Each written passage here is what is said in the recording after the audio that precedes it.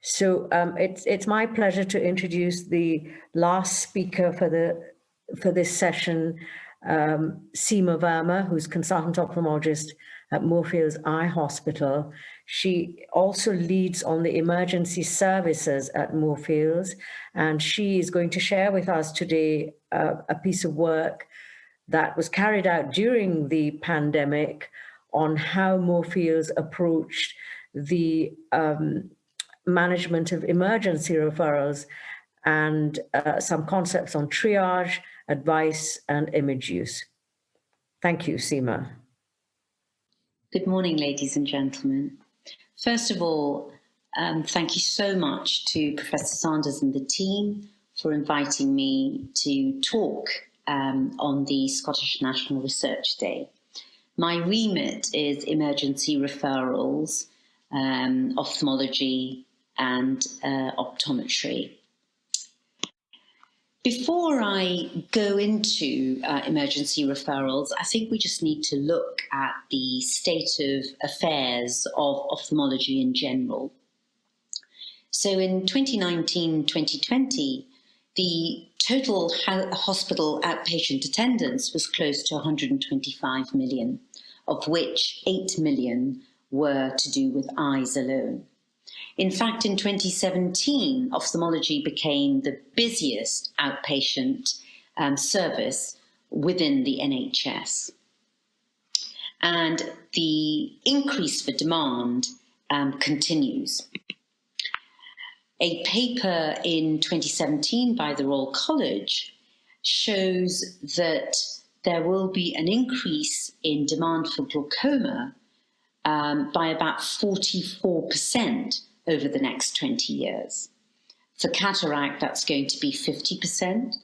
And for neovascular age-related macular degeneration, this is going to be as high as almost 60%. With the aging population and our ability to treat chronic disease, the demand continues. But of course, the workforce is not going to be matched by an increase of 50% over the next 20 years. As you can see, there are only a limited number of ophthalmologists delivering services within the hospital eye service. And if you look at the delivery of eye service within the community, of course, GPs play a part, but the bulk of the delivery is by our optometry colleagues, who currently number around 14,000, and they're delivering around 13.5 million NHS-funded sight tests.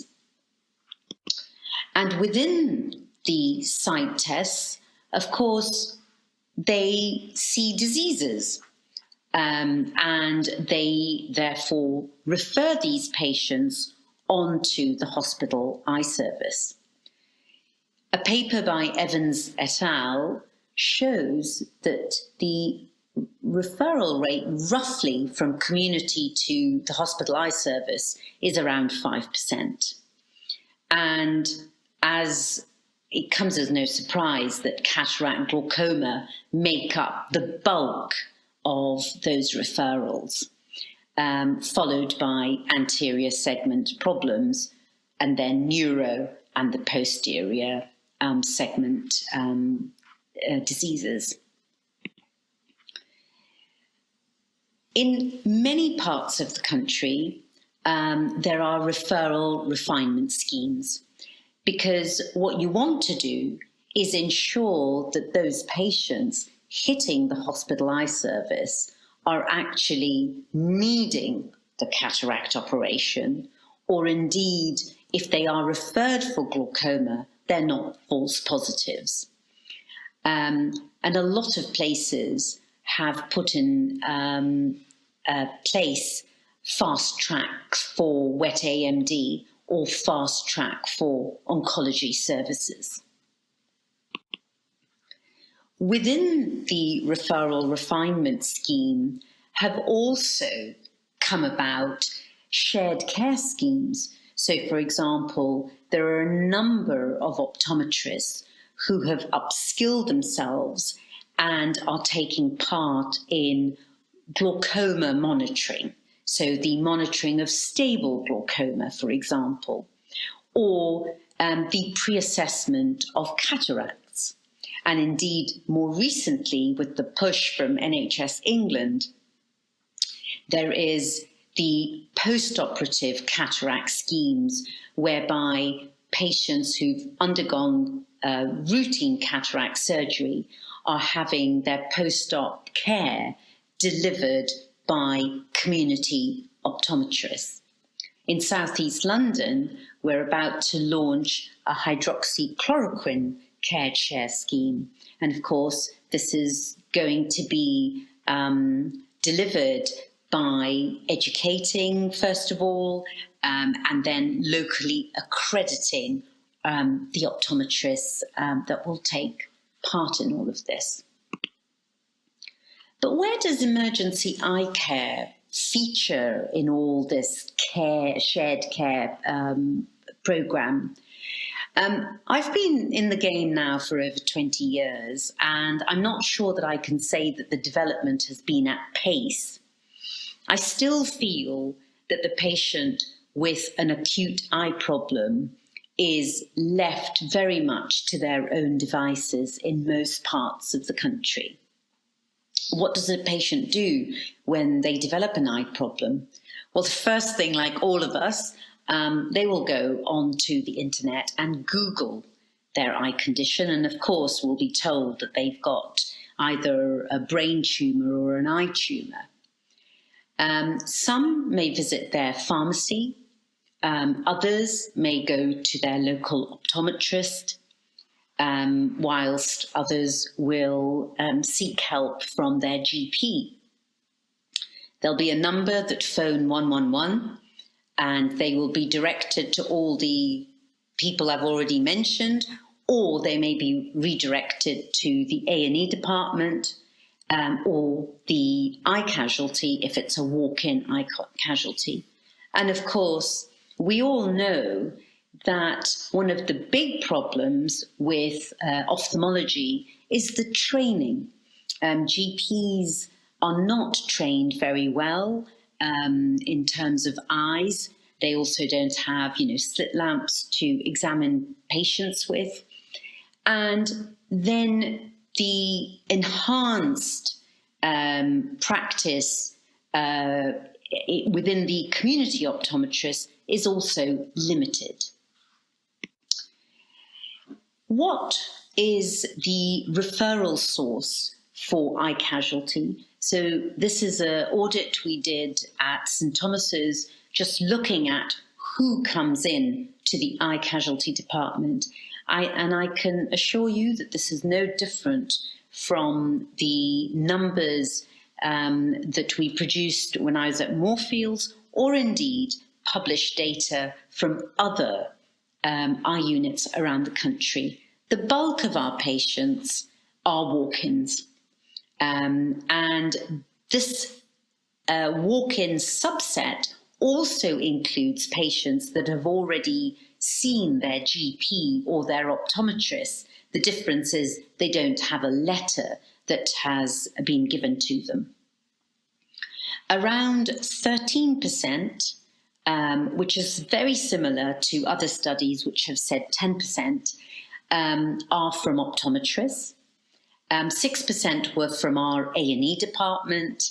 6% were our own follow-up and review patients.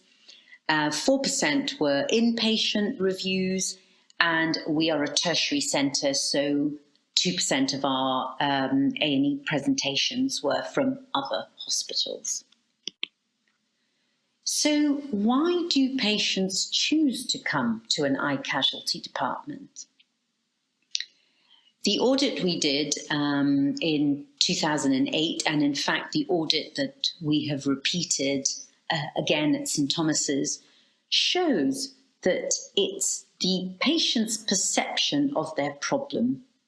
Most patients with an eye problem fear going blind. And I think most people will always say that the thing that they fear most is losing their independence with the loss of sight. So that is the main reason why people come. But there are a number of other reasons, including the fact that you don't need to make an appointment to come to an A&E department. You're guaranteed a same-day service by specialist with specialist equipment. And of course, there are times when GPs and opticians just advise patients to come to A&E to bypass the waiting times. So if we look closer at why patients attend casualty, you can see here that 70% of patients came because they were concerned about their condition.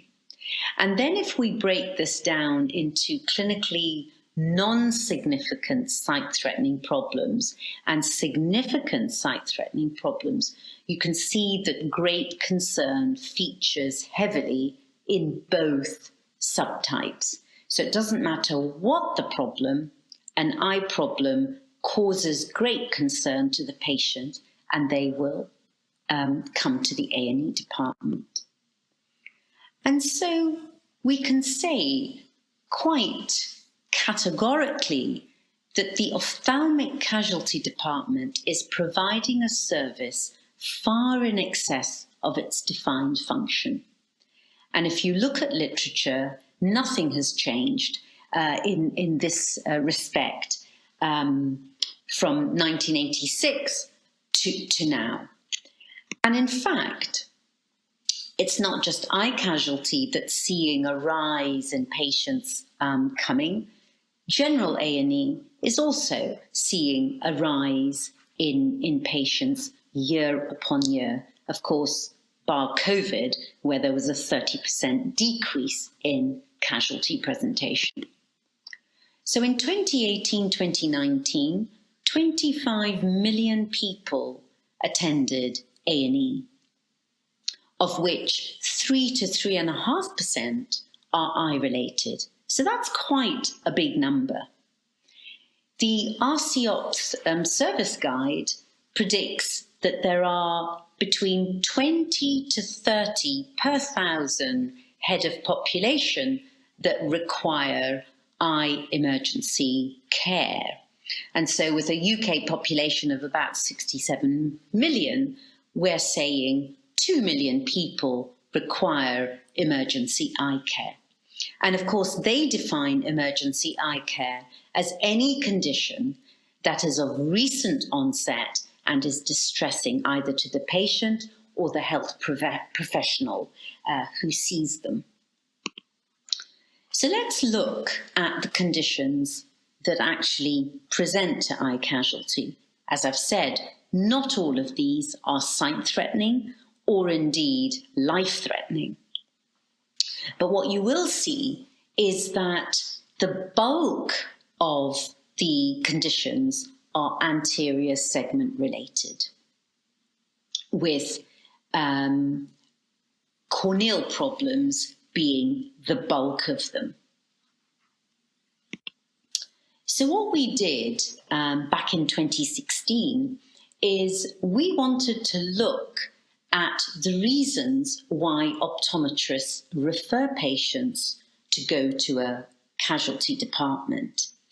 So between April 2016 and September 2016, we took every patient, every consecutive patient that came with a letter from their optometrist stating the reason why they were sending the patient and also the diagnosis.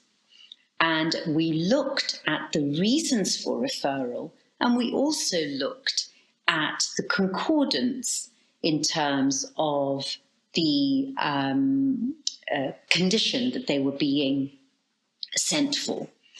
And what we found is that 25% of patients were being sent for flashes and floaters. 23% for red eyes and 23% for pain. 20% of patients were being sent because something abnormal was seen on a routine eye test. 11% were sent for reduced vision and 5% for headache and diplopia. The other thing we found was the greatest concordance in terms of diagnosis was for red eyes. What we found in terms of results was that 54% of patients were discharged after advice alone. 39% required treatment, and 7% required onward referral to the hospital eye service. So when you look at these results, I think that there's a lot of work that we can do with our community optometrists to actually upskill them and allow them to manage some of these 54% of patients that we were managing just on advice.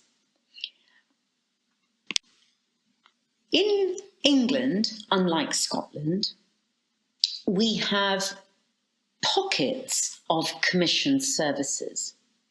I know that in Scotland, the Scottish Government has been brilliant in integrating primary and secondary care, and it's very, very well funded. But in England, that's not the case. And so we have pockets where, for example, there's the minor eye condition service. In Southeast London, where I'm working, it's very well established, and patients are encouraged to go and see their local optometrists where they can be seen for red eyes, for flashes and floaters. In other parts of the country, there's the PAIRS scheme. More recently, as a result of COVID and the shutdown of services, community urgent eye care services were commissioned in many parts of England to deliver care. And on the back of that, there have been a number of platforms that have allowed increased collaboration between primary and secondary care clinicians. As I said, in Scotland, you're well ahead of the game. And this study by Strathclyde showed that you're using teleophthalmology brilliantly. And pre-COVID, there was a reduction of 64% of patients needing to go to the hospital, and this increased to 86%. And the patients are very happy being seen remotely, and 91% of the consultation times took less than 15 minutes. So I think Scotland is showing the rest of the UK how things can be done in terms of the collaborative approach of primary and secondary care. I certainly believe that there is huge amount of work that needs to be done in terms of teaching and training and upskilling our community optometrists to take on enhanced roles. And the thing is that medicine is a science of uncertainty and the art of probability. And I think what we need to do is we need to teach and train our optometrists to take on more risks, but to do that, they need to feel confident. And I think that's where the collaboration needs to come, where we're able to talk and discuss and feedback, so that we can work collaboratively to give the patients a better experience and to deliver good quality care. Once again, thank you very, very much for giving me this opportunity to share some of my thoughts with you, and I hope you enjoy the rest of the session. Thank you, Seema, for that very interesting presentation and overview of emergency services across England. It is so true that patients' perceptions really dictate the way the service is delivered.